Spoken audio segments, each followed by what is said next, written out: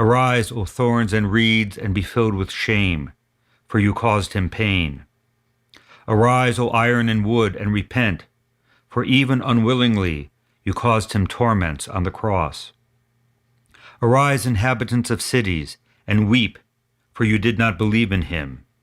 Arise, O leaders of the people, and sprinkle yourselves with ashes, for you passed judgment over him. Arise, O paupers, and embrace him, for he is your wealth. Arise, O kings, and lay down your crowns before him, for he alone has taught you wisdom concerning primacy and leadership. Arise, O sinners, and start sobbing before him, for only his hand does not cast a stone at you. Arise, O righteous, and be vigilant, for your leader is coming to you. Arise, all you stars, and begin to dance, for your light giver goes to visit you. Arise, O universe, and begin to hum the Lord's hymn, for the living Lord who cares about you has entered you. From Prayers by the Lake by St. Nikolai Velimirovich.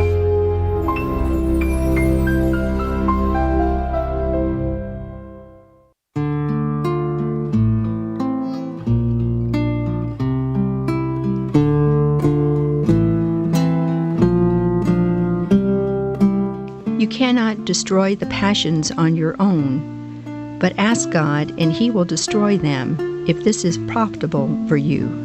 Saint Anatoly of Optina on Ancient Faith Radio.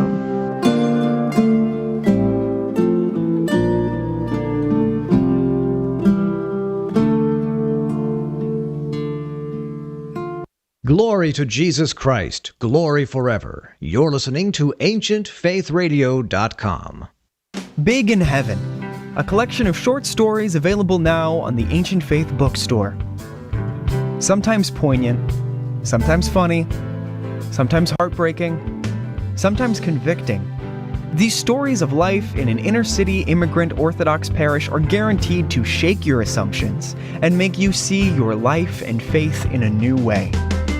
They are not for the faint of heart, but they are very much for all who want to embrace the truth more fully. And you didn't have to ask Raskova for help. Cleaning, polishing, carrying in or out. Any work in the church, the woman was a stalwart, a tovarish you could count on. No one knew her suffering. They never bothered to look into her eyes. It surprised me that most of the church folks at St. Alexander the Whirling Dervish Parish didn't even know her name. It wasn't anything they thought about. To find this book and others like it, you can go to store.ancientfaith.com. Again, that is store.ancientfaith.com. Search the Scriptures as Christ our God said in the Gospel. This is Search the Scriptures Live with Dr. Jeannie Constantinou. Join us for an interactive verse-by-verse study of the Bible with one of Orthodoxy's most respected biblical scholars. Study along with us and share your comments and questions by calling 855-237-2346. That's 855-237-2346. Here now is Dr. Jeannie Constantinou. In the name of the Father, and of the Son, and of the Holy Spirit. Amen.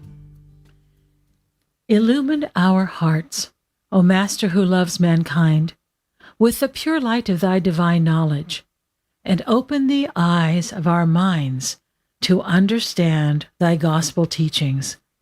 Implant in us also the fear of thy blessed commandments, that trampling down all carnal desires, we may enter upon a spiritual manner of living, both thinking and doing such things that are well-pleasing to thee.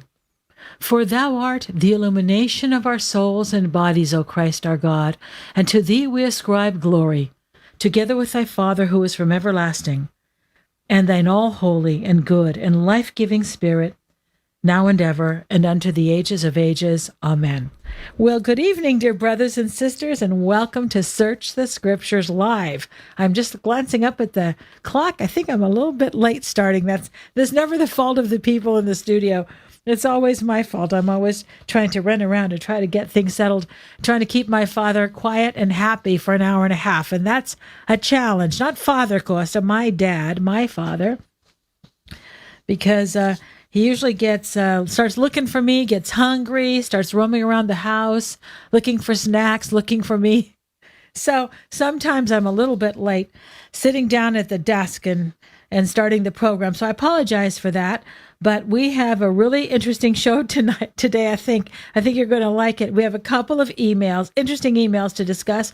They are actually related to our subject matter, not directly questions about Romans 14, but they do stem from my comments last week about visions and how saints and even fathers can be wrong. I didn't really go into that. I thought I wouldn't really get off track and explain why I believe this to be the case or how I know this to be true.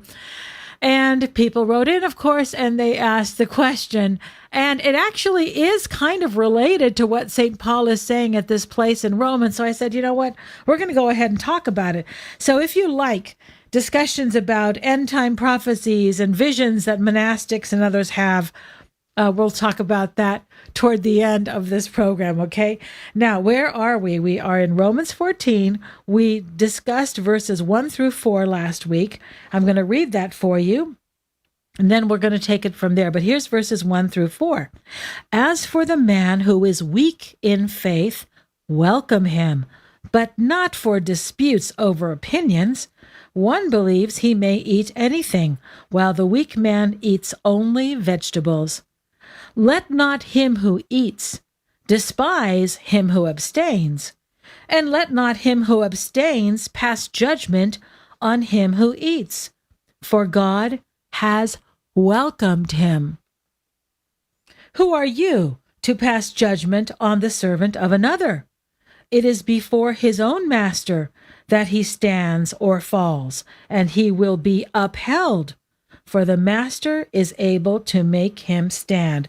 So we discussed that last week. We talked about making judgments about people, how people get very, involved in certain kinds of details, and then they believe that this is the only way to be, and you have to be like this, and you have to believe this, you have to follow these practices, and how St. Paul is warning us against this. And last week we talked about what people think that he might be alluding to. Probably Jewish practices that at the time that, and I sort of mentioned this last week, but I didn't go into it in detail, to remind you about the Edict of Claudius, how all of the Jews had to leave the city of Rome, and that included Jewish Christians, because there was no differentiation. Nobody said, oh, you're a Jewish Christian, you can stay. There was no such thing as Christianity. So all the people who were Jewish, including the Jewish Christians, they had to leave. So in their absence, the Church of Rome became very, very, exclusively Gentile. So when the Jewish Christians returned to their homes in Rome, and these are people like Priscilla and Aquila, they found a church that was very different. And this might be one of the reasons. And of course, they have a different lifestyle. The Jewish Christians, most of whom were still keeping the law of Moses. Others that were Gentile Christians, they had never kept the law of Moses. So this led to a lot of conflicts in the early church over the question of religious practices, what food can be eaten and not eaten, and what days need to be observed, like Jewish feast days and Sabbath and things like this. So St. Paul probably is talking about this here. That is also Chrysostom's opinion. I think that makes sense. So they were very careful to continue to observe these things. And this is one reason why St. Paul wrote the book of Romans, to explain why we are no longer supposed to follow the law of Moses. But just because you intellectually understand, and even if they entirely agreed with St. Paul, that we are saved by faith in Jesus Christ, the law of Moses can't save us, that doesn't mean that it was easy for them to just drop it. They had been following the law of Moses their entire lives. It's not something you just give up and you adopt a completely new lifestyle. This is something that takes time. So he was encouraging them all to be patient with each other. That's verses 1 through 4. Let us continue and read verses 5 to 12. We're going to take this big chunk. One man esteems one day as better than another, while another man esteems all days alike. Let everyone be fully convinced in his own mind. He who observes the day observes it in honor of the Lord.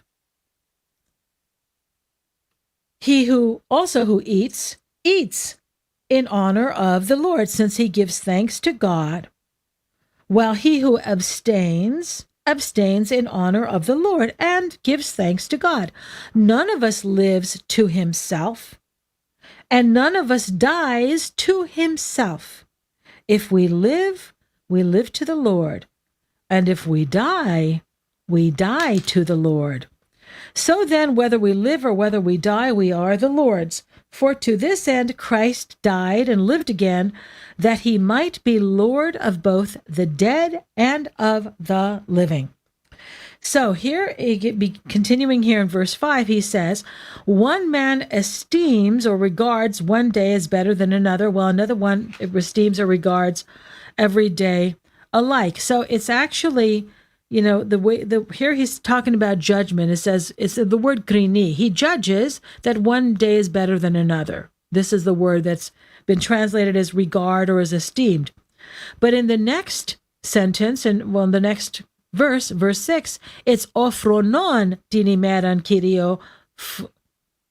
I lost my place here. Ophronon tinimeran kyrio phroni. And that's that word phronima. So he's saying here that people who have a certain attitude toward a particular day, they regard it, they think about it as something special, something different, something that they should observe. This is what he's saying. He has a certain idea in his mind. And so this is the word phronima. It's not just a noun, but it's also a verb. So the person who esteems a certain day esteems it that way, and he's honoring the Lord in that way. So if he's keeping the Sabbath, maybe he's keeping the Jewish Sabbath, which we don't do anymore. But at that time, many Jewish Christians were still keeping the Jewish Sabbath. So he's doing it for the Lord. So it's not for us to judge him or to censure him or to scold him or anything else. Meanwhile, the other Christian who never kept the Sabbath because he's a Gentile Christian, or maybe he's a Jewish Christian, but he's dropped the Sabbath observance because he recognizes that Christ has fulfilled the law. Now he no longer keeps the law. Well, he should not be despised by the person who's still keeping the Sabbath because he's being mindful and keeping it to the Lord for the sake of the Lord, out of his faith. This is what he's trying to say. So let's see what Chrysostom says about this. These are Chrysostom's words. The thing is not concerned with fundamentals. In other words, the eating and the days, the observance of days, and the eating of, or keeping the law and not keeping the law. For what is required is that this person and the others are acting for God's sake. That is what is required, and that both of them end with thanksgiving. Notice how he says the person does it and he gives thanks to the Lord. This person does not do that and he gives thanks to the Lord.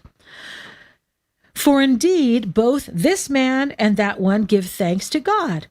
Then both do give thanks to God. So the difference is no great one.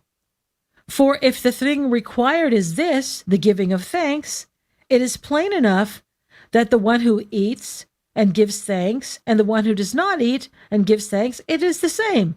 For how should he, the one who eats and not gives, I'm getting a little confused with Chrysostom's verbiage, excuse me. For how should he not give thanks, he who still holds the law? But for the present, he hints at it. He does not unfold it so much, for it's not time to do so. But he bears with it. But by what follows, he gives a further opening. So here he's talking about St. Paul's arguments, the way St. Paul is presenting the matter. So now he's continuing on. He's giving a further opening. He's continuing on. Notice how Chrysostom is observing how St. Paul frames the argument. He's looking at St. Paul's progression of thought, which I totally messed up. I apologize for that. So as he continues, St. Paul gets to verses 7 and 8. For none of us lives to himself, and none of us dies to himself. Whether we live, when we live to the Lord, and when we die unto the Lord. So Chrysostom says, by this too he makes it clearer. For how can he that lives unto the law be living unto Christ? But this is not the only thing that he effects by this. He also holds back the person who was in such haste to set them right, and persuades him to be patient. Now, I forgot to remind you that when he started out, he was talking about the weak and the strong. Remember that? And the strong were the ones who were not keeping the law, who were eating whatever they wanted. The weak were the ones who were abstaining from certain foods. Remember that? So Chrysostom believes that St. Paul is saying that while it is correct that the person who's still keeping the law shouldn't be keeping the law, and he's sort of weak for still feeling like he needs to keep the law, he's asking the strong to be patient with the weak. Okay? Don't be so hasty to set them right. He persuades him to be patient by showing that it is impossible for God to despise them, but that in due time he will set them right. You see what he's saying here? So that we have to let people progress along at their own pace. That's very important. So people come into the Orthodox Church. We're all at different places in our journey. Some of us are better at some things and other things. Some of us know more than other people. It's not our job to correct everybody. It's not our job to tell other people what to do, unless, you're the priest of the parish. Most of us aren't in that position. Now, what about me? Well, this is my job here because I'm your teacher. But if you don't have the kind of position, the authority which has been granted to you by virtue of the church recognizing you as a theologian, not because you've decided that you know enough, because you have the qualifications through your education, because bishops have given you permission to preach, and priests and others recognize you. And here at Ancient Faith, they vet people, believe me, before they put you on the air, they find out who you are and what you're all about before they just let you podcast. Unless you have been recognized as holding that position in the church, it's not for you to tell other people what to do. And even for me, in a parish situation, it's different. I don't consider myself the person who should correct others, inform them, hey, you know what, this is not right, because they didn't ask for my opinion, and there's a priest. That's his job. We're going to talk more about that. But Chrysostom says that these things are not fundamentals. Now you might say, well, keeping the law of Moses and saying that you have to keep it, that's kind of fundamental. No, it's not. The fundamentals are the basics of the faith, the things that we are expected to believe. Those are the fundamentals. That's dogma. And dogma is very narrowly defined in Orthodoxy. We're going to talk more about this later when we read and discuss the emails I received. We have a lot of freedom in Orthodoxy, okay? A lot of freedom. So people who want to tell you, hey, you have to do it like this. Hey, you've got to believe this. You have to do that. That's not Orthodox, but we'll return to that question. Let's return to Chrysostom for now. What is the meaning of none of us lives to himself? It means we are not free. I could just finish telling you you're free. We have freedom in Orthodoxy, but we belong to Christ. Okay, this is what he's talking about. We are not free. We have a master who also would have us live and does not will that we die. So here he's talking about living and dying spiritually. To whom both of these, the one who eats and the one who doesn't eat, are of more interest than to us. And the living and the dying, it's of more interest to the Lord, he's saying, than to us. For by what is here said, he shows that he, that's the Lord, has a greater concern for us than we have for ourselves, and considers more than we do, as well as our life to be wealth, as our death to be a loss. For we do not die to ourselves alone, but to our master also, if we do die. Now, what he's talking about here is by death, he means death in the faith. And that's exactly what Chrysostom says. By death here, he means that from the faith. In other words, he doesn't mean that you die as a believer, but that you fall away from the faith. And this is what Christ does not want us to do. He doesn't want us to leave the church. He doesn't want us to fall away from the faith. This is what St. Paul is trying to prevent. He's trying to prevent people from scandalizing others, judging others, making it more difficult for others to remain within the church. And this is exactly what happens when people take it upon themselves to tell others how to live. There's a lot of that going on right now with COVID. Okay, and today I just received another email, which I'm not even going to get into, with an anonymous email from a bunch of people who give themselves a name, they say they're clergy, and they're chastising the bishops.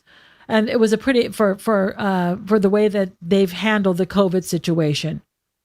So, you know, the person who sent me the email said now they consider themselves bishops. And he's right. So it's a good point. The priests, as well-intentioned as they are not in the position of the bishops who have to deal with this issue and make decisions about how to keep the parishes open as best they can. They're not selling out the faith, for goodness sake. There's a lot of extremism. There's a lot of alarmism. There's a lot of people jerking on the chain and trying to get us all excited and worked up about things. It's time for us to take a deep breath and let the bishops be bishops, unless they are compromising on the faith. And the faith is dogma. But if they're trying to, for a limited period of time, cooperate with civil authorities, which St. Paul said we should do, for a limited period of time, in a limited way, there's nothing wrong with that. Okay? So it's not for us to tell them what to do. It's not for us to usurp the role of the bishops and to proclaim them as somehow traitors to orthodoxy. It's amazing how many people think it's their job to be St. Mark of Ephesus and they're going to save the church, and there's a lot of pride in that.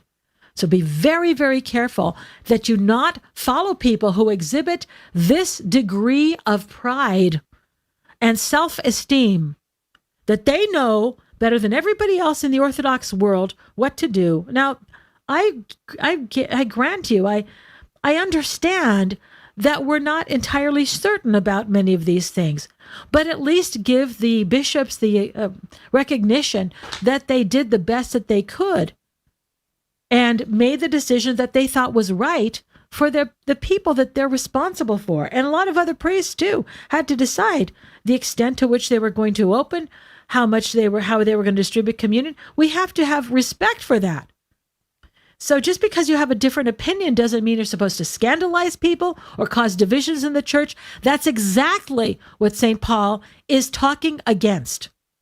And you might say, oh, it's not that like that at all. Well, just imagine what an issue it was, the keeping of the Jewish law in the early church. This was a huge issue. Much, much bigger. And we're not talking about something that came suddenly, like COVID, and then will leave us rather suddenly at some point, but something that had been observed by the Jews for hundreds and hundreds, more than 1,000 years, since the time of Moses. They had been keeping the law. And to tell them now to drop it? You think that was a little issue? And Paul considers it something that they shouldn't be arguing about. So should we be arguing about COVID? And how certain priests or certain bishops chose to respond to it? We should not be arguing about it. If you have an opinion, you have the opinion in honor of the Lord. If you have a different opinion, you have that opinion and you're honoring the Lord. That's how we should look at this issue. That's why this is so timely, so perfect, isn't it? See, the Bible It's always the same, and it's always applicable to practically every situation. And here we could look at it this way. This is St. Paul talking to us about how we should handle these disputes over opinions. And we might think, because we're looking at this from our historical perspective, this is a huge thing. It's a big deal. The church is falling apart. The bishops are selling out the faith. Really? The church has survived many, many things much more challenging than this. We don't need, committees of anonymous, by the way, especially anonymous people circulating letters, posting things on the internet, basically denouncing everybody who doesn't agree with them. That's not Orthodox for sure. But of course, they consider themselves as the guardians of Orthodoxy, and you can't convince them otherwise because there's a lot of ego involved with that, people. When you see pride, when you see ego, it's the devil. Okay? They will say, they're not acting out of pride, they're not acting out of ego, but they're overstepping their bounds. They're taking the position, they're speaking as though the bishops, don't have the right to make the decision that they consider is correct at this moment during a period of crisis when nobody is really sure what to do. So they're really overstepping their bounds. That's my opinion. But I believe that they're insincere. I believe they are sincere, but I don't think that it gives them the right to do this. So let's continue with what Chrysostom said about this verse.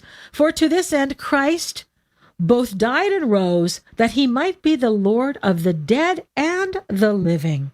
So Chrysostom mentions how this shows how much thought the Lord had for our salvation, that he had so much anxiety over our salvation that he took the form of a servant, that he was willing to die, and of course, he won't despise us. He loves us. So even if we have a different opinion about these things, if we choose to get the vaccine or we choose not to get the vaccine, guess what? Jesus still loves you and he died for you. That's what Chrysostom is saying here. Okay? So he says, he cares even for the departed. If he cares for the departed, the dead, he certainly cares for the living also. So let's continue here, reading from verse 13. Therefore, now listen here, because St. Paul has been making an extensive argument. You have to remember, we have a tendency to sort of read the Bible in chunks and forget that there's a continuous discussion going on. St. Paul has been making an extensive argument. He's been talking to these people, the Christians in Rome, about how they should be behaving. And now he's wrapping it up. This is his conclusion. Why is it important? It's important because it tells us what he was trying to say. If you're not sure about how to interpret what came before, now you know, because here is his conclusion. How do we know that he's concluding? Because he uses the word un. O-U-N, Greek word. It means then or therefore. Really, therefore is better. Therefore, here's St. Paul, verse 13, let us no more pass judgment on one another, but rather decide never to put a stumbling block or hindrance in the way of a brother. I know and am persuaded in the Lord Jesus that nothing is unclean in itself, but it is unclean for anyone who thinks it unclean. If your brother is being injured by what you eat, you are no longer walking in love. Do not let what you eat cause the ruin of one for whom Christ died. So you see the conclusion there? Therefore, let us no more pass judgment on one another, but decide. So first of all, we're not supposed to judge each other. And secondly, but decide never to put a stumbling block or hindrance in the way of a brother. So in other words, we're supposed to set aside our own personal opinions about how to live, how to behave, rather than interject ourselves into some sort of controversy. Okay? Here he says, I think there's no such thing as anything unclean. Remember, he didn't always believe that, because he was a law-observant Jew. He said he kept the law better than anyone else. But he says, I'm persuaded in Christ Jesus, nothing is unclean. But it is unclean if somebody thinks it's unclean. So here he's talking about conscience. I'm going to get back to that later. I think I might have, that's a whole different discussion. I'm not sure we'll have time for it today. But notice he says, if your brother is being injured by what you eat, you are no longer walking in love. This is very similar to instructions he gave to the Corinthians, if you remember. He says, if by eating meat I will cause my brother to stumble, I will never eat meat again. Remember that? So the greater concern is love. This is what he is emphasizing. The important thing is that we act according to love. And judging others means automatically we are not acting out of love, but thinking that we know better than others. So we have to be very careful. On the one hand, we're not supposed to judge. And on the other hand, we're not supposed to say or do anything that causes another person to be tripped up, to stumble. Okay? And so he ends by saying, do not let what you eat cause the ruin of one for whom Christ died. Knowledge puffs up, but love builds up. This is something he said a number of times in 1 Corinthians. Knowledge puffs up. So we know something. We know about how we're supposed to live as Orthodox Christians. That's great. But don't let it puff you up. You're supposed to build up the community, not stand there as an instructor to tell everybody else what to do. So knowledge puffs up, but love builds up. So he's appealing to them on the basis of love. He's making a case for Christian behavior. How are we supposed to behave? This whole argument is about Christian behavior. Going back to chapter 13, everything is about love. You remember how many times we've been talking about love? So we're not called to be rigid. We are called to be flexible. We are called to be welcoming. Orthodoxy is not about keeping rules.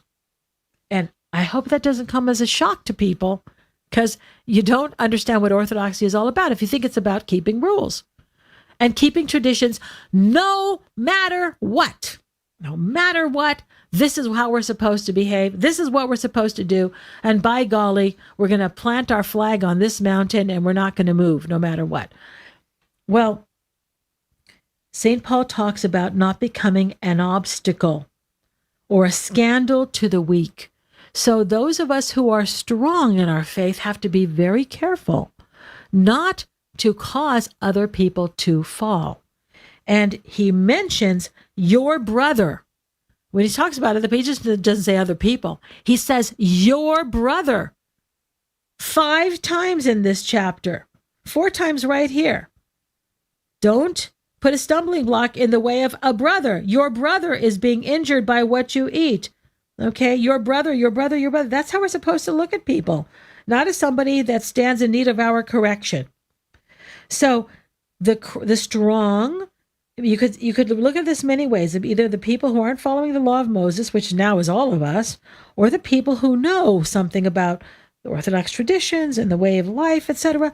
We're not supposed to be the cause of other people falling away from the faith. We shouldn't be dismissive of the opinions, of the sensitivities, of the weaknesses of others. We should not despise them because they don't share our lifestyle, our rigor, our opinion, our perspective, our background. We're supposed to have none of that, but be very sensitive, very flexible, very welcoming, and let them move along at their own pace. And I'm going to read to you from St. John Chrysostom when we come back from the break. Dr. Constantine, back in a moment. But the lines are open for your calls. The number is 855-237-2346. That's 855-AF-RADIO.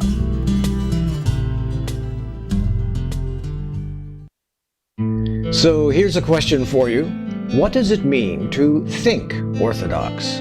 What are the unspoken and unexplored premises and presumptions underlying what Christians believe?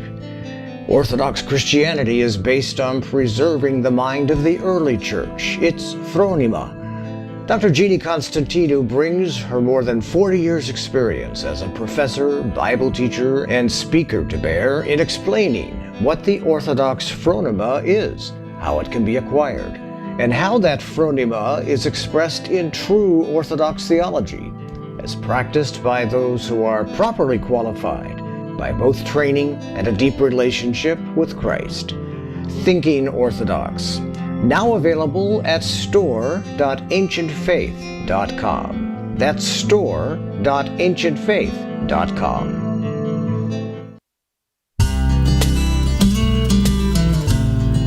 We are back with Search the Scriptures Live with Dr. Jeannie Constantinou. Have a question about the verses we are studying tonight? Give her a call at 855-237-2346. Here once again is Dr. Jeannie. I don't know about you, but it's pretty scary to hear or to read St. Paul saying, do not for the sake of food destroy the work of God. The work of God is this person, your brother. Do not let what is good, do not let your good be spoken of as an evil. How can what is good become evil? Well, when we don't act out of consideration for others, when we try to promote our own opinions, not recognize that other people are in different places in their spiritual life. They have the freedom to eat or to abstain. Okay, so do we. But the exercise of freedom in Orthodoxy is balanced by a responsibility to use that freedom, to use your knowledge in a constructive way rather than in a destructive way. And the responsibility is on the strong. Those of us who have been in the church for many years, those of us who know these things are not supposed to use this knowledge or our experience to make it more difficult for people. Okay, we're supposed to adapt to them. We're supposed to help them along. This is our calling, okay? So, what happens in our parish communities? We have these kinds of issues that come up in our parishes. Is it ever appropriate to correct someone? Well, sometimes our good can become something evil when we act in an unchristian manner, when we become argumentative over things that really don't matter. And this happens a lot. Or maybe we think they really matter because that's our opinion, but they really don't because we're concerned more about expressing our opinion or ensuring that, the church is following the right Orthodox way of doing this, that, or the other thing. We're more concerned about that than about the person. So we need to be very, very careful because this calls for discernment.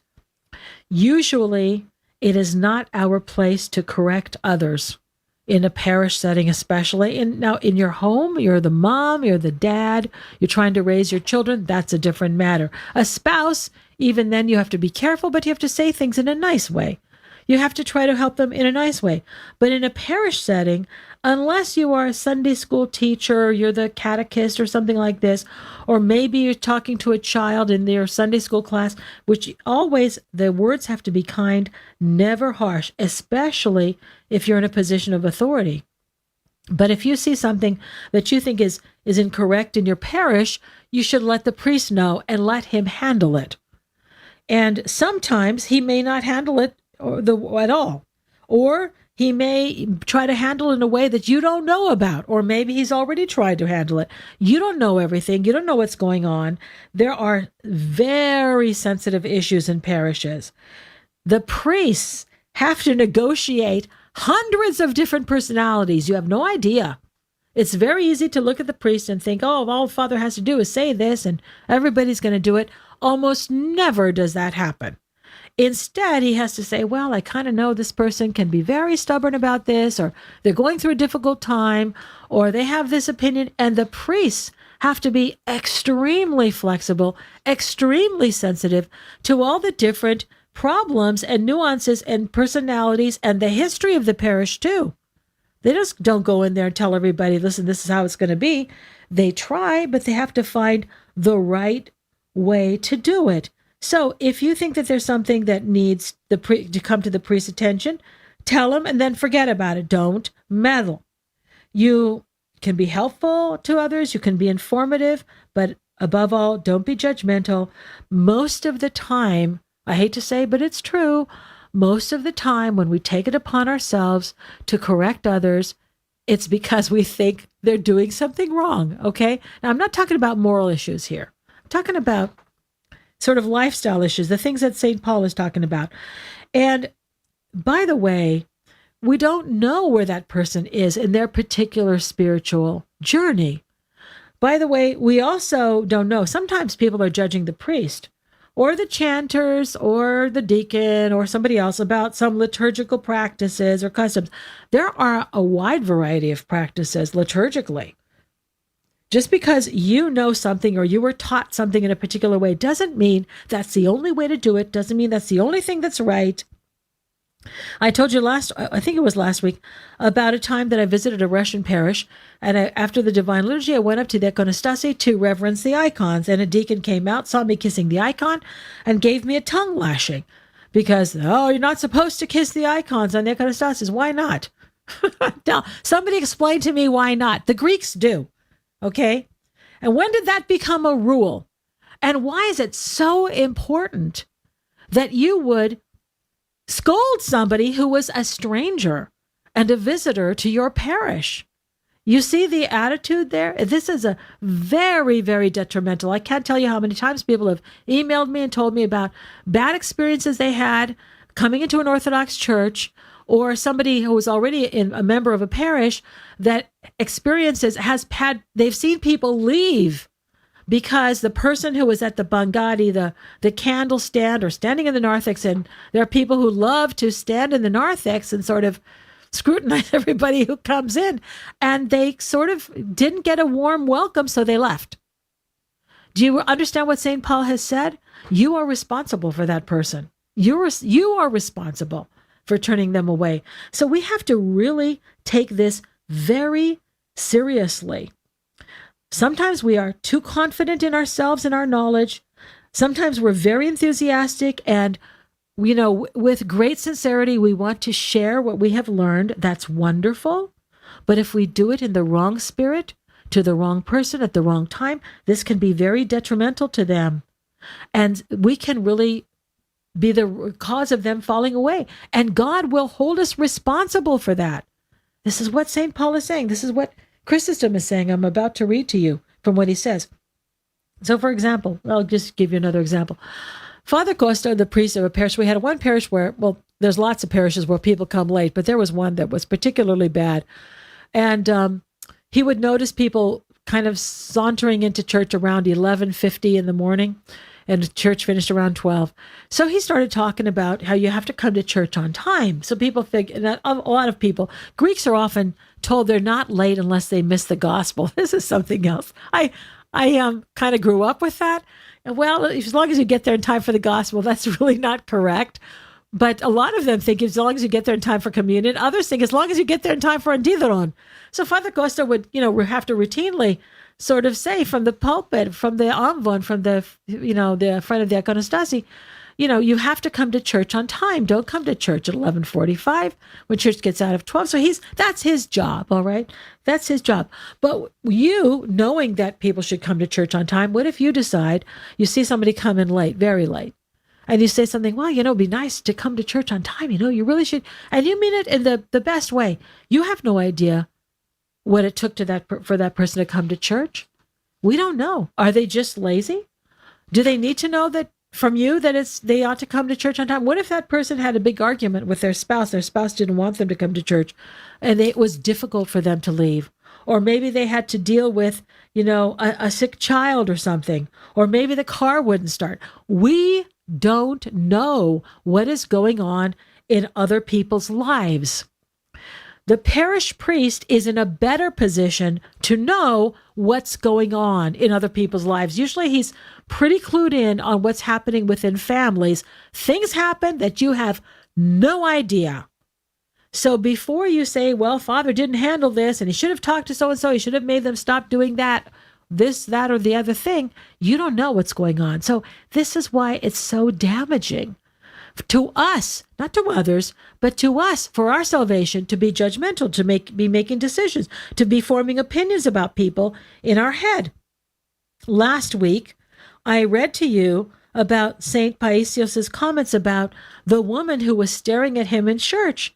Remember, he was unnerved by that because this sort of youngish woman was staring at him in church because she looked like his dead son. But he didn't know why. She was staring at him. And after that, he reminded himself, he vowed that he would never judge other people, that he would always presume, he would make excuses for them. Okay, that's a saint. He says, I've often been wrong about people, and I'm not going to do that anymore. I'm not going to make judgments about people. That's what we all need to be doing. So I want to share with you something else that Saint Simeon, the new theologian, said. I read this, I don't know how many years ago. Oh gosh, before BC, before Christopher, like 35 years ago. I've never forgotten it. I hope you remember this too. I'm not reading from a book. I'm just telling you what I remember, but I'm confident in it. Saint Simeon, the new theologian, said, never judge anyone, even if you see them sin, even if you're sure that they sinned, okay? Because you never know how hard the person might have fought against that temptation before succumbing to it. And you never know how deeply they repented after committing it. That's pretty powerful. You see, only God knows these things. That's why we're not supposed to judge others, even if we're confident, And he said something else which also stuck with me, which I will share with you. Saint Simeon, the new theologian. Never say about somebody, he's a liar, or she's an adulterer, or he's a thief. Never identify a person with his sin or her sin. When we say he's a liar, this happened just last week. Somebody was talking to me about a bishop or priest that we're having difficulty with, and he said, he's a liar. And I said, we have to be careful about saying that. Don't say this. And why we're never supposed to identify a person with their sin. A person is not his sin, even if we think they've lied. Now, what's happening lately? Lately, people are forgetting things. Okay, this happened to me. It happens to all of us, especially those of us, even like I'm not ancient, but I'm getting older and I'm forgetting things. And even when we're young, we forget things. So if somebody told you something and then they denied having told you that, don't say he's a liar, she's a liar. Maybe they just forgot. Why can't that be the case? That's the kind of attitude that St. Paul wants from us. Well, I suppose they forgot, rather than saying, he's a liar. He said he would do this. She said she would do that. And now she says she never said that. And I've had a lot of experience with that lately with people who are getting older and they're forgetting. And sometimes that's me. Okay. So we have to be careful, dear brothers and sisters. All right. So St. Paul's instructions does not mean we're supposed to ignore our Orthodox traditions, but we're supposed to examine ourselves, examine our spiritual lives, and mind our own business. If you really think there's a cause for concern, talk to the priest. Not in an accusatory manner, not as a tattletale, but say, Father, you might want to look into this and that, this and such is happening. I'll tell you a couple of things that happened where the priest really has no idea. Okay, one of them was with Father Costa. When he was serving the church at St. Spiridon here in San Diego, he would always close the opening. There's a door or a curtain that always closes off the sanctuary of the church, okay? Right before communion, they will shut the curtain usually or close. Not all priests do this, but many times they do. So it had this beautiful door that would slide across the royal gate, that big opening, and it was a beautiful icon of Christ. So Father Costa would always close it, and then he would open it up with the chalice and invite the people to receive communion. Well, when he would close it, people would start to sit down. It was very funny. You're not supposed to sit down before communion. If you're in a church that has pews, you're supposed to remain standing. But one by one, you sort of see the people within the congregation sort of all start to sit down until almost everybody was sitting. And then they figured enough time has passed, and then they would start to stand up again one by one. When he would move the door again and come out with the chalice, everybody was standing. So he had no idea that this was going on. So I said, honey, do you realize that everybody's sitting down? You're preparing the chalice for communion. How is he going to know? He had no idea. So this kind of thing is something that we don't know. So I had to tell him. Another time, this was not Father Costa, but another priest, I went behind to the back of the church where they have the place where the priest vests and the altar boys vest. And I was going to say something to the priest, and the altar boys were back there cutting prosophoron, the offering bread, and they were eating it. And this was before the Divine Liturgy began, or like in the middle of the liturgy. I can't remember exactly when, but it was definitely before communion. They were cutting the bread and eating it. And so after church, I said, Father, your altar boys are eating the bread, at the beginning. So he had no idea that this was going on. But I'm not going to chew out the altar boys and get them all, upset so that they turn away from the church and never come back. I did say, boys, you're not supposed to be eating the bread, but they're children. But that was really for the priest to handle. Okay? So we have to be very careful, and it's best for us to make excuses for the shortcomings of others, because if we're not supposed to be judgmental toward them, and we're not supposed to be the cause of them falling away. And especially, we're not supposed to scandalize others. So here are St. John Chrysostom's comments on this passage in Romans. But consider, I pray you, the great punishment we shall suffer if we give offense at all. For if in a case when the thing was against the law, they might be rebuked unseasonably, he forbade them from doing it, in order that a brother might not be made to offend and stumble. Did you understand what he said? If in the case of the law, they're not supposed to be keeping the law of Moses, but if they're still keeping it, you're not supposed to, forbid them. You're not supposed to embarrass them. You're not supposed to chastise them. You're not supposed to rebuke them. If for something like that, when we give an offense, without having said anything right, even, what treatment shall we deserve? For if not saving others is a crime, and that it is so, he who buried the talent proves, what will be the effect of giving him offense also? But what if he gives himself the offense, you may say, being weak? Why, this is exactly why you ought to be patient. For if he were strong, then he would not require so much attention. But now, since he is feeble, on this ground he needs considerable care. Let us then yield him this, in all respects, bear his burdens, as it is not of our own sins only that we shall have to give account, but for those also by which we cause others to offend. So if we cause other people to fall away from the faith by our words, by our harsh rebuke, by our trying to instruct them in what they ought to do when it's really not our place, we are responsible for that person. We are morally, and I don't know, I don't want to say legally, but God will hold us responsible for them at the judgment. This is what Chrysostom is saying. So if you have done this and you've done this, you should really confess this. I had never thought about confessing that. Maybe something I said caused offense to somebody. I should probably confess that. And I'm inviting you to do the same thing too. Add that to your list for confession, because it's a serious thing, because we don't think about that. Because usually we're motivated by by a desire to be helpful, to be informative, to be encouraging. But we never know how the person is going to react to that. That's why we have to be so careful. So Chrysostom says, let us yield him this, and in all respects bear his burdens. In other words, tolerate people, accept them, accept them wherever they are. As it is not our sins only that we shall have to give account, but those also by which we cause others to offend.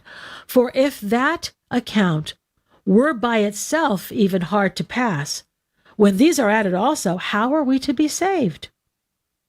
And let us not suppose that if we can find accomplices in our sins, that will be an excuse, as this will prove an addition to our punishment.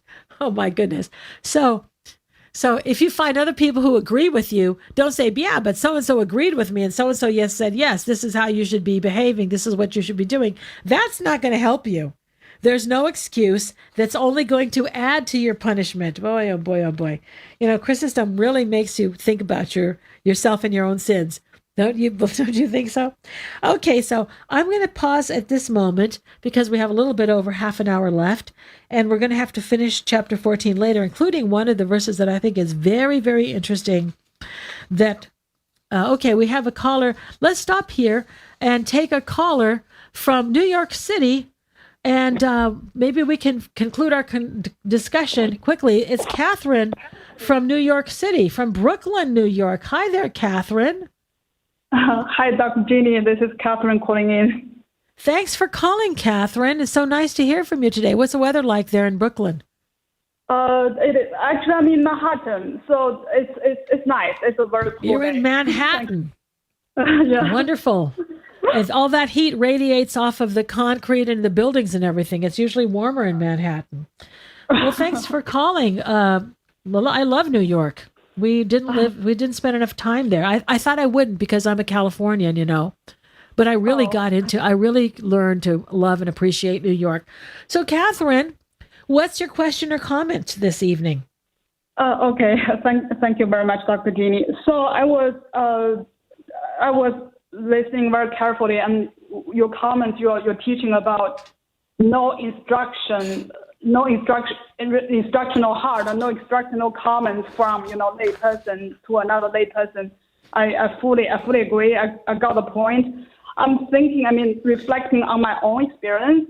Mm-hmm. If, for example, you use the example of being late to liturgy, for example. So that's one of the examples. So if I'm late, I kind of I guess in my interactions with fellow parishioners, I kind of think it's like a two extremes. On the one hand, one end is commenting judgment, perhaps, and yes. on the other hand, it's the caring, the caring.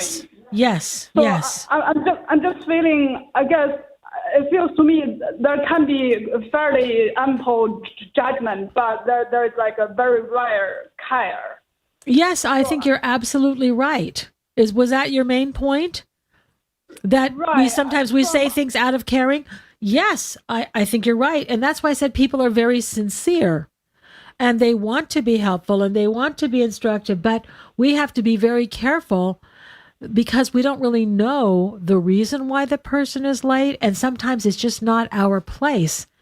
If you think that this is a significant problem, this is something to raise with the priest and let him handle it. Unless you have a specific relationship with a person, like let's say you baptize somebody, it's an adult godchild, okay? Then I think you're in a position to say, well, I noticed that you come to church late a lot. Is there any particular reason why then you can open up a conversation. Or somebody, with whom you have a specific kind of relationship, then maybe you can, if you know them well enough and you don't think it's going to cause harm. But it's these things are very, very sensitive issues. Right. Have you had any other experiences? I totally hear what you're saying, Catherine, that people who, I believe most of the time, people who try to correct others are doing it out of real care and concern. But that can cause offense. This is what St. Paul is saying, because not everybody is able to receive what we are saying in the right spirit. You must have experiences I have people in my own family where I have to be very careful what I say. And that's in a family. This is somebody who, I grew up with, somebody who loves me, supposedly. I could say the littlest thing, and that's just going to cause a big problem. So imagine somebody at the church, you see. Thank you, Dr. Jeannie. It sounds to me I should, I need to learn to be more tolerate when people do not ask me a question, when I kind of think, why don't you show your care? It totally can be they are doing what you said exactly. They were actually trying to be caring, and that became the reason they did not say a word while I actually wanted them to ask me. Yes. Oh, so are you saying that that if you came late, you wanted people to ask you, Like, did you have trouble this morning with your car or something like that? Or Catching- yeah. That's how we like. I think I see what you're saying. Like, let's say you don't come to church for like 2 or 3 weeks, and nobody calls you up to find out if you're okay. So you think that you might assume that they don't care, as opposed to assuming that they don't want to interfere with your privacy or your business. Is that what you mean? Or they don't care. Yeah. They don't care. Yeah, that can happen too. But notice how it all depends upon us. That's why the instruction is always for us. We're not to assume that they don't care. Just like St. Paisios, we're supposed to make excuses and say, well, they probably just thought I was busy. And then you, in that case, if you notice, for example, that somebody's been absent a lot, you might ask the priest to call them and say, Father, we haven't seen so-and-so for a while. Now, usually people won't mind if you call and ask, but we shouldn't jump to conclusions that people don't care. But that's, again, us judging them, isn't it? I agree. But we all have human needs, right? I mean, need to be cared for, and need to be loved. So that's a human need. So how do we express our love towards one another? Oh, I think you can do that. I think you can call and say, I missed you at church. Is everything okay? You can do that. Just be very careful how you do it and with whom. I think you need to be, or there might be something, if you think that this is an issue in your particular parish, maybe there's a little group that can, there actually is, some parishes have this kind of a thing where they say, there also used to be, sometimes there are certain little old ladies who like to do that. We had an old lady in the parish, one of our parishes, who would call people and say, oh, honey, I didn't see you in church for a couple of weeks. Everything okay? Oh, nobody could hate that. Nobody could be offended at that. So, it was so sweet, Mrs. Goomas called us, she, this was very endearing. So, I think we have to be very careful how we do that. But I understand what you're saying. You have a human need to know that somebody cares about you. So you would like to get a call when you missed. You know what? You can say it as a joke. You can say to the people that you know at church, I was gone for 3 weeks and nobody called to make sure I was still alive. You guys don't care about me? You can make it like a joke. Then maybe they feel like they have permission to call you up if they don't see you. Do you see what I'm trying to say? If you feel like you have that need, you can find a way to get that across in a way that gives people permission. But a lot of times, you see what I'm trying to say? But what's important is that we don't assume about them that they don't love us and they don't care about us. Okay, because I was in the hospital and my spiritual father didn't call me and I was in the hospital. I mean, I didn't say, oh, he doesn't care about me. Okay, that's the wrong kind of thing that's the wrong attitude, because you don't know really what's going on with them in their lives, and you also don't know if they're praying for you. Sometimes when we don't see people in church, Father Costa always gets worried when he wouldn't see people in church for a while. He would say something's wrong, and so he would be praying for that person.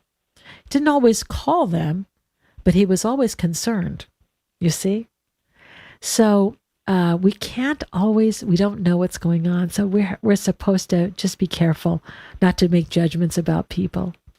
Is there anything else you would like to add? Did I cover that well enough for you, Catherine? Yes, I think you've made it clear. I understand this is probably the main point. This chapter is focusing on about, I guess there's this whole other area of the, being vulnerable human, how do we build one another into a greater flourishing state. I kind of think that takes a more proactive, interactive, expression of care and love, etc. You made it very clear. Thank you. Yes, I think, that's why I said that these are very sensitive matters and we have to be careful how we do it. But of course we have to express love and care for each other. That's what St. Paul's all about. He doesn't say leave each other alone. He's saying not to be judgmental towards others. So I'm sure you could find a way to express the fact that you cared about others and let them know that you missed the fact that you didn't see them. And it maybe would have been nice to hear from them. So you can, if this is something that you feel that you need. Anyhow, thanks so much for calling, Catherine. Take care. Good night. Thank you. God bless Okay. you. Bye. Thank you. Bye. God bless you too. Okay, so let's take a little break at this point and come back with our emails. Dr. Constantinu will be back in a moment, but the lines are open for your calls. The number is 855-237-2346. That's 855-AF-RADIO. Hey, Father Evan. Bryce here. I'd firstly just like to say that I love your show and what you do. It means a lot to all of us listening. I'm down in Australia, and over here, Orthodoxy is basically unheard of. I think what most people may think of it, if any knowledge at all, is that it would just be a variant of Catholicism, which we know is very much not the case. I'm not Orthodox. I was raised into an evangelical Protestant family. However, from a gradual exposure and desire to learn more about Orthodoxy, I've come to agree and see truth in pretty much everything the church teaches. I live in an area several hours north of Brisbane, and there's only one Orthodox church in the town I live in, and it's Greek. So that makes it slightly more inaccessible to me, as I don't know Greek. Although I have been trying to learn Koine so I can read the Gospels in their original translation. I've also been told by my friend who's currently a catechumen in Brisbane that the church where I live is very small and supposedly only gets together 3 times a year. However, in my passion to learn more about the Orthodox faith, I've bought the New Rome Press prayer book, ordered a study Bible, which will arrive in a week from now, and I've been reading Rock and Sand by Father Josiah Trenham. On top of these, I've read a few of Father Spirit and Bailey's books, and even the Desert Fathers. Recently, my mother picked up the prayer book on my bedside table, saw an icon of Christ inside, and said she thought it was evil and wondered why I was reading prayers of a different faith. Now, she's got a good nature, and she's very kind and understanding, but yeah, I had her read a prayer to Jesus, which she thought was, well and good, but she grew up with bad experiences with Catholicism and equates anything of a similar nature to a past experience. I couldn't adequately satisfy all of her questions because I'm still learning myself. So that made it a little bit more difficult. And I was wondering if you have any advice for someone in my situation. The nearest English-speaking Orthodox church is several hours away, and I feel all alone in my pursuit of the faith here. Currently, my only exposure to Orthodoxy is through Ancient Faith Radio and my friend. And would a temporary solution be just to watch live stream services? Also, how should I introduce the idea that I may be inquiring into Orthodoxy to my parents? Thanks again, Bryce. We are back with Search the Scriptures Live with Dr. Jeannie Constantinu. Have a question about the verses we are studying tonight? Give her a call at 855-237-2346. Here once again is Dr. Jeannie. I don't know what you heard during the break, but I heard a question for a different show. It was a person from Australia, and maybe that's a good enough lead-in to our first email, which also comes from a listener from Australia. You know, Ancient Faith Radio reaches people all around the globe. And for this program, we have a lot of brothers and sisters in Australia. And so this first one comes from Maria in Sydney. Dear Dr. Presbytera Eugenia, my name is Maria and I'm from Sydney, Australia. I attended a Rocor parish in the suburb of Blacktown, St. Michael the Archangel Russian Orthodox Church. Hello, Father Adrian and St. Michael the Archangel. Everybody there at St. Michael, hello. I was born into the faith, but unfortunately because I couldn't speak any Russian or understand Church Slavonic, I didn't know much about the Orthodox faith. I stopped going to church when I became a teenager, got caught up in the world, and only recently started going back to church, learning about the faith 7 years ago when I was 27. So, first of all, one of the things she mentions is something that earlier caller just mentioned. In places like Australia and also Canada, where there are a lot of recent immigrants, many of the parishes are very, very ethnic. And in some places in the United States, we still have some extremely ethnic parishes. So that can be a challenge. But anyhow, she talks about how she found Search the Scriptures and listened to the old original Search the Scriptures podcast. Here's her question. I did listen to all your episodes on the book of Revelation and learned a lot. One of the parishioners from my church sent me this link, and I just wanted to know your thoughts. Please correct me if I'm wrong, but did you read some of this on St. Paisios on your program? Did St. Paisios have visions of the end times? Please excuse my ignorance. Dear people, don't ever don't you feel like you need to be excused for ignorance. None of us know everything, okay? So don't apologize for questions. I know there's a lot going on at the moment because of COVID and people being anxious about what the signs are going to be near the end times. Look forward to hearing from you, Maria. Thanks, Maria, from Sydney, beautiful city. I'm going to read the second email right now because they're talking about a lot of the same things, okay? It's totally different, but there's a certain overlap. So here's email number 2. Hi, Dr. Constantinou. This is anonymous.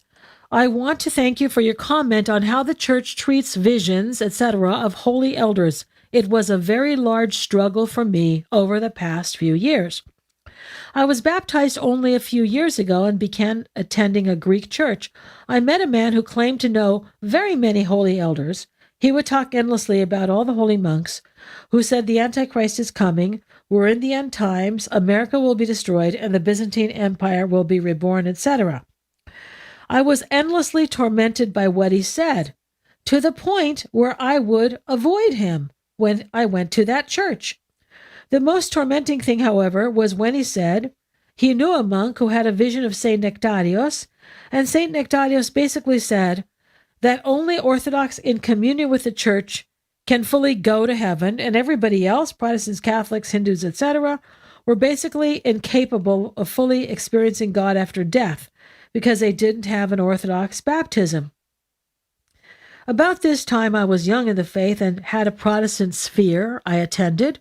The holiest people I knew were actually heterodox, and I was led to believe that unless they were all converted, they were incapable of full salvation, no matter how much they loved God. I was tormented for years by this, partly also because I had been reading about how dreams and visions should not be trusted, yet I was told if a monk has a vision, you should believe it. This drove me even crazier when it happened during COVID-19, and monks said they had visions that St. Nicephorus was saying, you can't catch the virus in church, and people were using those visions to fight back against the bishops who were restricting church attendance. All I was thinking was, all the fathers seem to agree you shouldn't just trust a vision, yet I'm told, as an Orthodox Christian, by people, including priests, that these visions should be absolutely believed without any scrutiny. I was pretty angry for a while. It seemed portions of the church had itchy ears or didn't know or trust the central teachings of their faith. I'm not sure what to say about this apart from the fact that I'm happy you addressed it in their talk. Okay, so we're going to talk about this question. First of all, I want you to notice, why am I talking about this now? Because we just heard St. Paul talk about people who give offense to others. Now notice that this person from the second email stated that he actually avoided somebody in church who was always talking about what this or that other monk was saying, okay? So this, I give him a lot of credit for still going to church because a lot of people would have stopped coming because they didn't want to deal with it. So if you're the person that feels that you have to share everything that you read on the internet or everything that some holy person said, you need to stop. Okay, that's not your place. So I know that, again, like Catherine mentioned, people are inspired out of good motives, but that doesn't mean that everybody wants to hear what you think or what you've read. Sometimes it's too much for people, or they just, they don't want it, they don't believe it, and they don't want to hear about it. So you could be turning people away from the church or away from that parish. Someone may have left the church because of this, because of the words of another parishioner. Well, why would they leave? Because I'm talking about the monks. Well, it's too much. Enough already. Now, before we go on any further, I want to talk about this last thing that he mentioned. Did St. Nicephorus actually say you can't catch a virus in church? Okay, well, I don't personally believe that, but notice what he was saying. That people were saying that they had visions. You can't catch the virus in church. And because a monk had this vision, that automatically everybody's supposed to believe in that. Since when? Since when? Even if somebody has a vision, we're not supposed to follow the opinions of one small group of people or one person. We're not supposed to do that. Okay? people, first of all, I don't believe it. Okay. But secondly, you're not required to believe it. Most of all, you're not required to believe it. And when people quote fathers, and I'm going to go back to the question about Paisios in a minute, many people quote them out of context to promote their own ideas, okay? You're never going to read in the fathers that you can't get sick in church because they didn't know about viruses and microbes and germs and things like this. About communion, absolutely positively, you cannot get sick from the spoon or from the chalice. But about getting sick in church, they didn't talk about this because that is not their, concern. But if somebody tells you this, they are jerking you around. They are trying to control you. They're trying to frighten you. You shouldn't let this disturb you. And if they're saying this and they keep saying it, tell them, you know what? I really don't want to hear about it. I don't accept that. I don't believe in that. That is not the Orthodox tradition. And if they're telling you you have to accept some vision or something some monk said, tell them you're not being Orthodox. That is not the Orthodox tradition. And you can blame it on me. Say, Dr. Jeannie said not to listen to you because the Orthodox tradition is not to pay attention to visions. All right? Now, what does this have to do with our lesson? As I said, St. Paul said, don't let your good be spoken of as evil. Don't do things that make your brother stumble. These things are disturbing to people. This is not helpful. Stop posting what you believe to be prophecies. Stop forwarding them. Stay away from internet sites. By the way, I would definitely do that. Most of the internet sites are not helpful. You should stay away from them. The Orthodox tradition about visions is not to pay attention to them. No one says that if a monk has a vision, you have to believe it. Since when? No father of the church, no saint ever said that. Instead, they say the opposite. We are not supposed to trust our visions, and we don't have to believe in something just because some monk said it, even because a father said something. We're not obligated. We have freedom in Orthodoxy. We are now in August, and in a couple of weeks, we will be celebrating the Dormition of the Theotokos. Okay?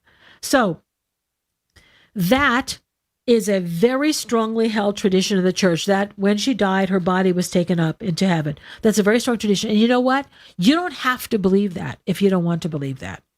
The church does not demand that you believe things. This is not Orthodox. If you don't understand what I'm saying, I explain it in the book, Thinking Orthodox. I'm not trying to plug my book, but I explain it in the book.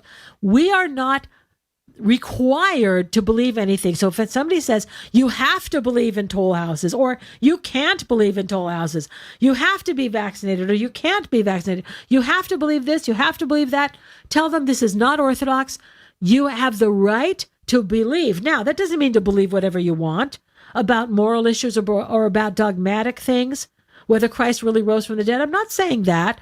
I'm saying that the church does not speak to us in language of obligation.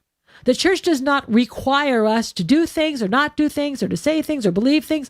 The church invites us. Just like Jesus didn't say, you have to obey me. Jesus said, follow me. He invited his disciples to follow him. He didn't make demands on them. He said, if you love me, this is what you will do. If you love me, you will love one another. If you love me, you'll keep my commandments. That's what he said. He didn't say you're required to do this. Jesus never spoke in that kind of language, and the church does not.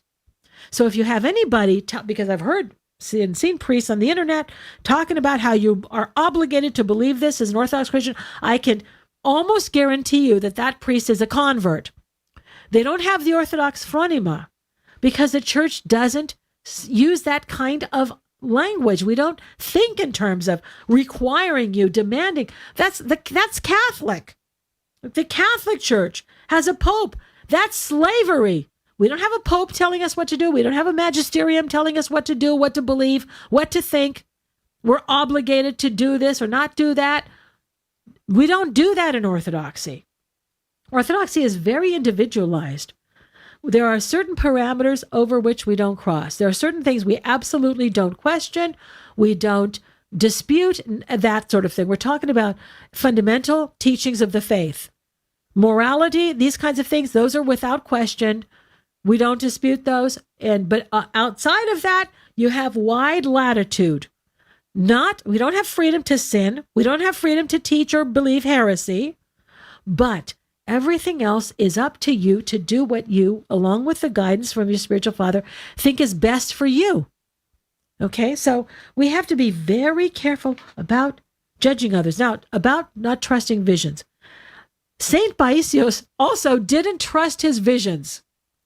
I'm going to give you an example because his feast day was July 12th, I think, and the day before is the feast day of Saint Euphemia, and he had a famous vision, this is kind of well known, the Orthodox Church, in which he was approached with a problem. There was a problem in the Church of Greece. We don't really know what the problem was. It was a very difficult problem. And they asked Paisios for some advice, some guidance about it.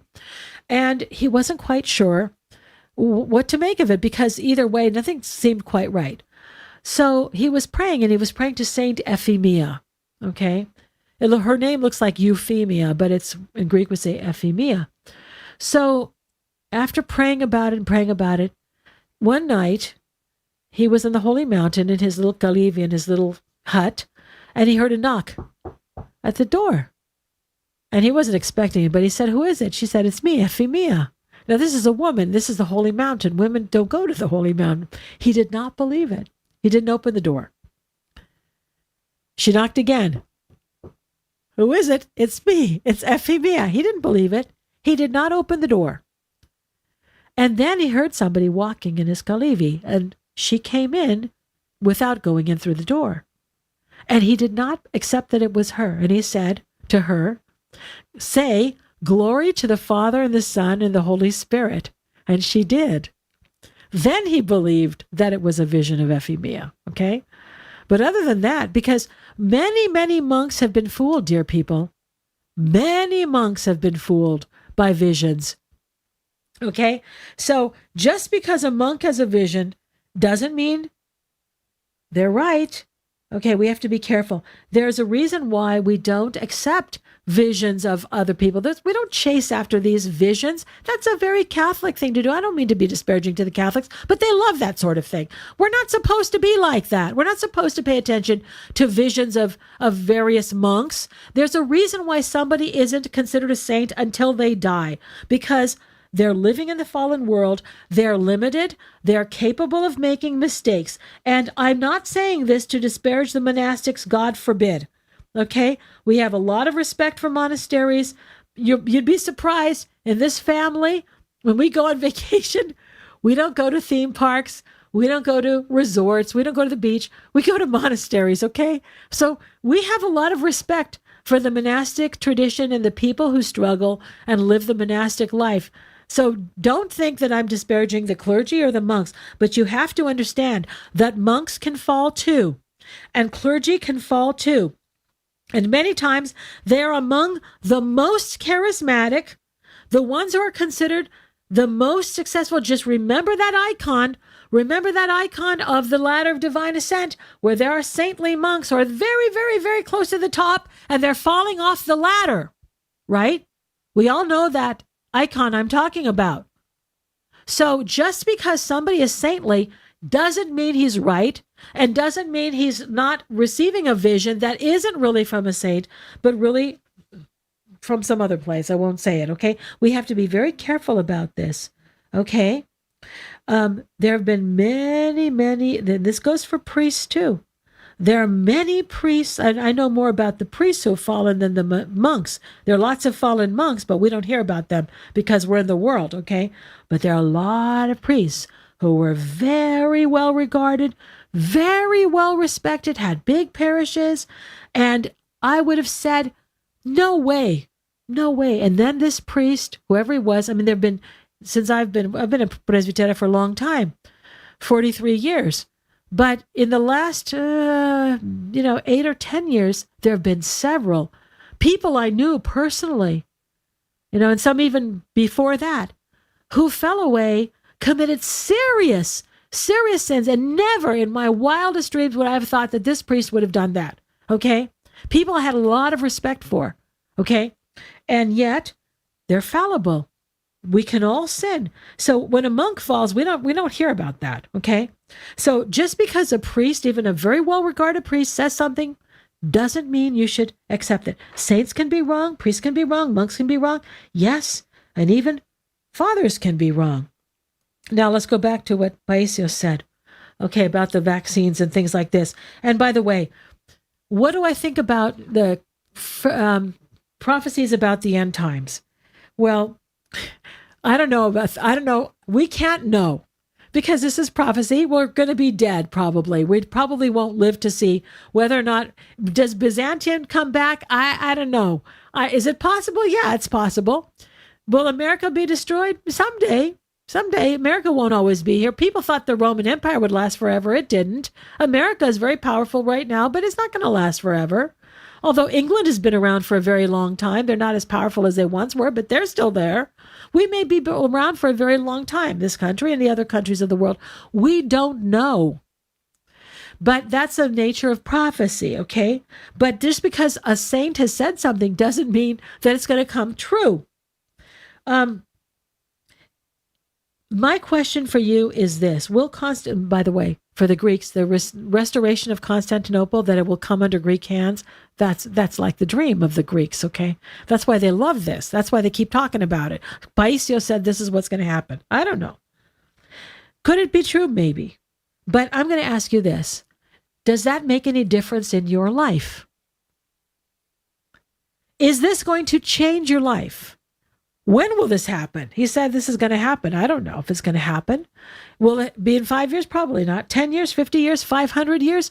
Is this going to have any impact whatsoever on your life? There is a danger about being overly curious about the future. We're not supposed to inquire as to the future because our time can come at any moment. So as we are passing around prophecies, talking about how Constantinople is returned to the Greeks, okay, this has nothing to do with our salvation. Nothing. Why are we spending time talking about this? Just like the toll houses. It's ridiculous. Why are people arguing about toll houses? What does this have to do with your salvation? Oh, so you can be prepared. How is that going to make you more prepared? Nothing. It has nothing to do with your life. What should we be focusing on? Let me ask you something simple. Does everybody listening to me right now, do you all know the number of books of the New Testament? Do you know the books of the New Testament in order? Can you find 1 Thessalonians easily? Do you know where St. Paul went on his first missionary journey? With whom he went? Who sent him? How many Psalms can you recite? Have you forgiven all the people who have offended you? Do you control your tongue and your temper? Do you give to the poor liberally? Do you give enough to the poor? Do you use vulgar words? Do you have bad thoughts about people? This is going to make the difference between our salvation and not our salvation. Not what somebody said about the end times. Not what happens with a vaccine. These things will determine our destiny. That's what we're supposed to be focusing on. It's much easier to look at what some saint said about the end of the world. That's a distraction. Can you see that that is a distraction from our spiritual lives? Can you see how that is harmful? No, it's not a big deal if you read it and say, okay, look, I read all the volumes of, I'm not bragging here. There's 5 volumes. They're not huge, but they're a good-sized volume of St. Paisios, the Spiritual Counsels of St. Paisios. I read all of them, and there's about, 4 pages in there about his ideas about the end times. But that's what we keep seeing on the internet. Why? What about all the other stuff that I've been reading to you? About how we're not supposed to judge others. What about that? Why isn't that being passed around so liberally on the internet? He said nothing about vaccines. People have asked me about this. I don't remember him saying anything about vaccines. But Paisios did talk about the end times, but not a lot. Why? Because that's not his job. His spiritual counsels are designed to improve our spiritual lives. What's going to happen in the future is for God to know and for us to just be prepared if the time comes. How are we going to be prepared? Knowing what Paisios said about the end times does nothing for us. Nothing. We have to prepare ourselves spiritually. And by the way, the end could come for me tonight when I go to sleep. And I better be ready. This is how we're supposed to be thinking. We have to be prepared to meet God at any moment, not be thinking and obsessing over the end times. Okay, and we're going to talk more about this. I'm not done yet. Paisios does talk about the end times. He was very suspicious of the Greek government. At that time, he died in 1994, and in the 80s and 90s, the Greek government was talking about issuing ID cards, and a lot of people were against it. He thought that this was like the mark of the beast, and he said that there's going to be a little tiny 666 on these government ID cards, or there's going to be 666 on credit cards, and that's going to be the mark of the devil. And anybody who, carried these cards was going to, be marked with the devil, and they're going to have no control over it. They won't know. They're just going to be carrying these cards, and they're not going to have any awareness that they have the sign of the beast. Now, by the way, in America, we have Social Security numbers. Those were started by Franklin Roosevelt during the Great Depression, almost 100 years ago, during the 1930s. And by the way, people were afraid of those too. They said they were the mark of the beast, okay? It turns out that that wasn't the case. They also said the end of the world was coming with World War I, World War II, and nuclear proliferation, and now it's global warming. There's always something, my dear people. There's always an apocalyptic edge. Everybody's got some idea that the end of the world, every generation has thought theirs is the last, okay? So right now I'm telling you it's okay to relax. Because whatever happens, like St. Paul says, whether we live for the Lord. When we die for the Lord. Either way, we're the Lord's. Relax. Don't worry about it. I'm sincere when I'm telling you this, and I'm not done talking, even though it's 6:30. Okay. I don't think Paisios was correct in his interpretation of Revelation about the 666 being on identification cards or credit cards, and that somebody could unknowingly, that like a real faithful Orthodox Christian could be have received the sign of the beast. I don't believe that. And that's based on my understanding of the book of Revelation. First of all, again, he has an opinion. I don't agree with it. Guess what? I don't agree with everything. And I don't agree with everything even that Chrysostom said, because Chrysostom was also wrong about things. Not about dogmatics, not about morality, but in certain historical things that he said, he was incorrect. Okay? So just because a father says something, he's not infallible. We don't have to believe it. What Chrysostom said, John was baptizing on the other side of the Jordan at Bethbara, not Bethany. He made a mistake. Okay? He thought he was right, but he was wrong. He would be the first to tell us this.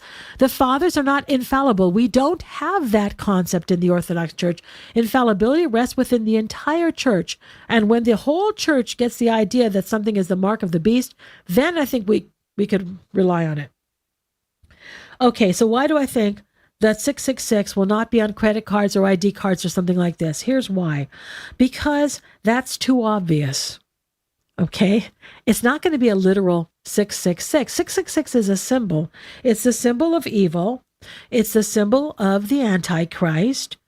But when John was speaking about it, he doesn't mean that literally there's going to be a 666 on our foreheads or our hands or in our wallet on a credit card. It's a symbol. The number is symbolic of the Antichrist. It's symbolic of evil. So I understand why people are reluctant to get the vaccine. They're afraid that the government's going to inject them with something that will make them follow the beast. There are nanotechnologies. There are computer chips. It is possible to track people, and it's very possible, I think, in the future that the government will try to put a computer chip under our skin. But I don't think that even that could make you follow the Antichrist. I would want to receive it, but I don't think that would force you to follow the Antichrist. And here's why. Because it's very clear in the book of Revelation that you have to be a willing follower of the Antichrist to receive the mark of the beast. Okay? Paisios said you could be a follower without knowing it. Well, only if you are not following the Orthodox Christian faith or the Christian faith. If you've become corrupted, then you could be a follower and not know it. But if you're a devout Orthodox Christian or even other devout people of other faiths, I'm leaving it open. to know I have no idea who's going to be a follower of the Antichrist or not. But if you have become so corrupted, and we are moving in this direction, I think there's no doubt about that. I don't think we're close, but we're moving in this direction. If you've been so corrupted that what is good, you say it's bad, and what is bad, you say is good, that's the sin against the Holy Spirit, then you will be incapable of recognizing the evil that the Antichrist poses. Okay?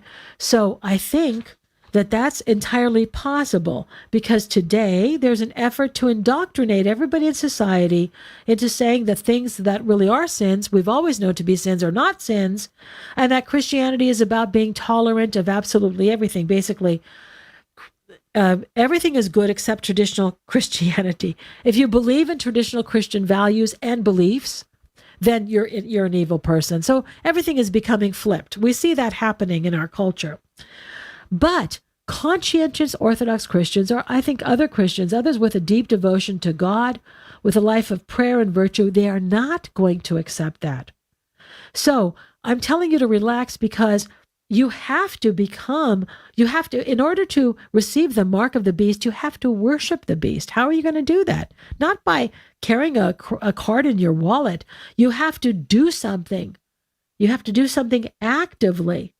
And if you are receiving the sacraments regularly, you're living a life of prayer and virtue, a solid Christian life, you have nothing to worry about. But you have to continue in that way. And if you continue, you can expect hardships. So Christians will be persecuted when the end times come, but you can't be forced to follow the beast against your will. Okay? People will follow the beast, not recognizing that he's the beast or the Antichrist, because they will have been seduced. They will have been enticed to following him. Okay? The Antichrist will be very persuasive. He'll be very charismatic. People will follow him. That's what it says in the book of Revelation. People will follow the beast, and they will marvel over the beast. Just like Jesus didn't force people to follow himself. He said, follow me.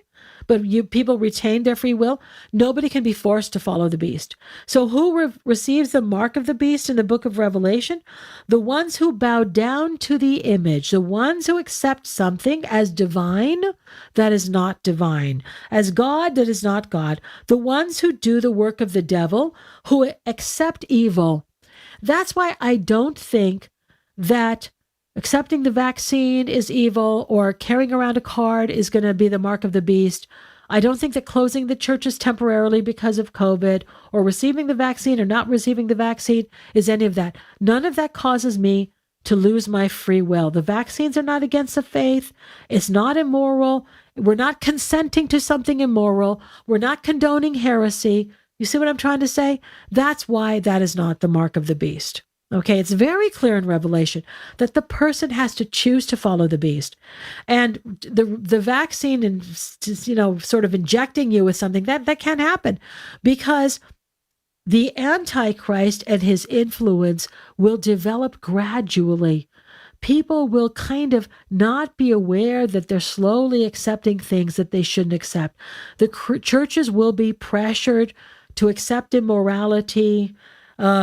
I wouldn't be surprised if churches are in the future labeled as hate organizations because they stand for certain principles that all good Christians do.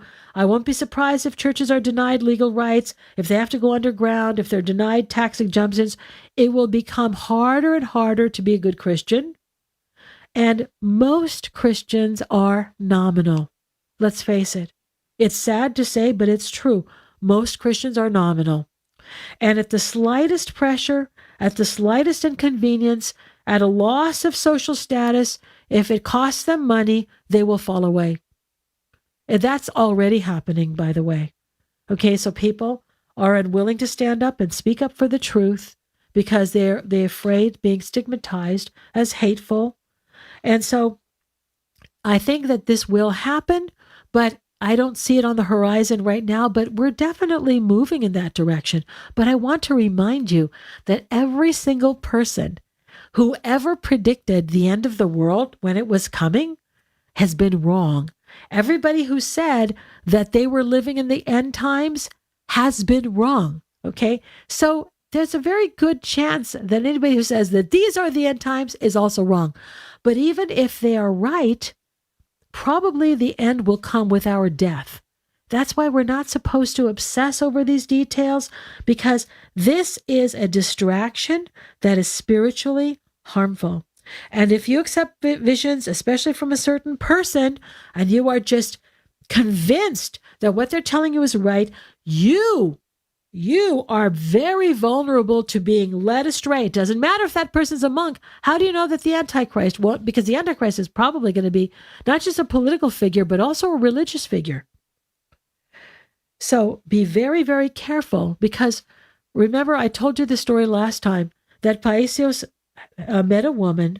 He described a woman who had a real vision from God. It was genuine vision.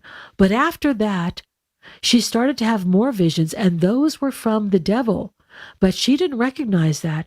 And she was sort of seduced by these visions. And she began to receive these messages. She started talking about it to people. People began to gather around her. They listened to her statements. They paid attention to her visions, but they were false and they were from the devil.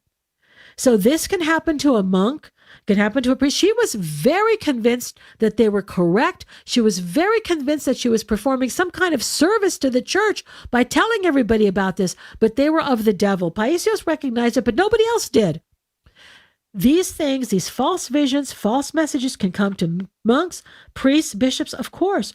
We're not in a position to judge that vision, so we are supposed to ignore it. So I'm giving you permission to ignore these things, and I'm actually advising you to ignore them, okay? So we went a little bit over time, but I hope I answered the emails from Maria in Sydney and from our anonymous emailer about how we should treat visions. He was right. The anonymous emailer, by the way, was new to the faith, but he knew that we're supposed to ignore visions, and yet he had to dodge the person who kept confronting him at church, trying to help him out by telling him about these visions. All right. So sometimes we can learn also from the new people, from the catechumens, and from the people who are new to the faith. Sometimes they know better than us.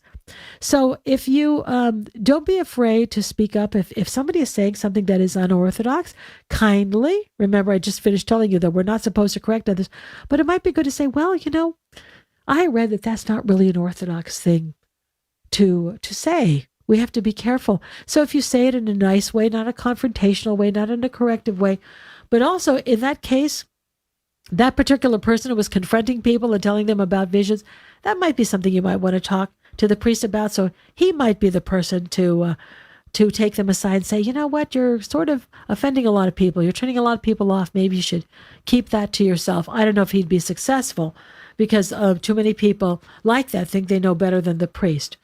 But we'll stop at this moment, and we're going to continue next week with chapter 14, and we're going to talk about conscience. This passage of St. Paul also is talking to us about our conscience and how our freedom and our conscience sort of intersect. So we're going to talk about that next week. So hope you join me at that time. Now let's close with our prayer. Lord, now let your servants depart in peace according to your word. For our eyes have seen your salvation, which you have prepared before the face of all peoples, a light to enlighten the Gentiles and the glory of your people Israel. Amen. Good night.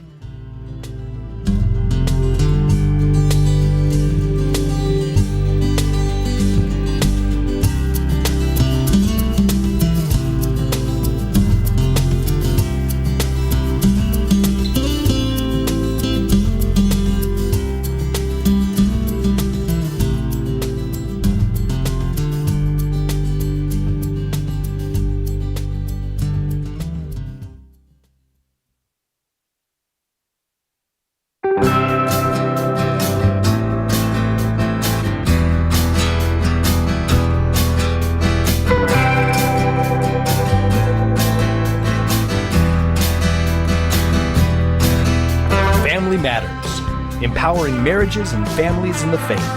The Center for Family Care